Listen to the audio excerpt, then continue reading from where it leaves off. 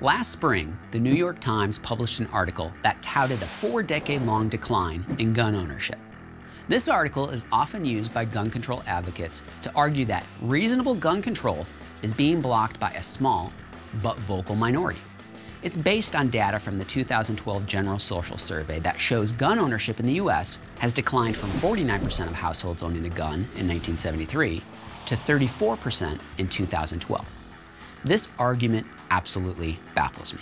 First, the data is flawed at best and blatantly misleading at worst. It's based on self-reported gun ownership, and I think it's fair to say that a lot of smart, law-abiding gun owners aren't all that inclined to answer yes to a survey when asked if they have guns in their homes. Additionally, there are other surveys that contradict the GSS survey. For example, a 2012 Gallup poll reported gun ownership at 43%. Regardless of the problems with the data, there is, I think, a much deeper problem with the argument. We are essentially being asked to agree to limitations on our constitutionally protected Second Amendment rights because less than 35% of Americans choose to exercise that right. What? When did we set usage requirements on our rights? I'd be willing to bet that a pretty high percentage of Americans have never engaged in a protest. Does that mean we should consider striking the right to peaceably protest from the First Amendment? I mean, people are hardly using it, right? I don't think we should ever link debates about the Second Amendment to stats about gun ownership. The Constitution protects the choice of citizens to arm themselves. It does not mandate it. If there is any shockingly low stat that we should include in the debate over violence and gun ownership, it's this. Let's talk about how many people in the U.S. actually commit violent crimes each year. Again, the data is difficult to pin down.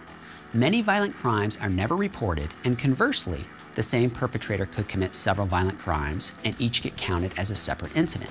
Still, according to the 2012 FBI crime stats, there were an estimated 386.9 violent crimes per 100,000 people in 2012. Even if we make the unrealistic assumption that each crime was committed by a unique perpetrator, that means that less than 0.4% of the population committed a violent crime. So, less than 0.5% of the people in the U.S. perpetrate violent crimes. Certainly, many of those don't involve a firearm. But even if they did, it still means that less than 0.5% of the population is using a gun to commit a violent crime. And yet, we are being asked to agree to more limitations on legal gun ownership, a constitutional right, because less than 0.5% of Americans abuse that right. Let me just summarize this for you. Gun control advocates argue that we should limit one of our rights because less than half the population exercises it in order to stop the 0.5% of the population who might be abusing it. Well, if they call that reasonable, I'm proud to be considered an unflinching, unreasonable gun rights advocate.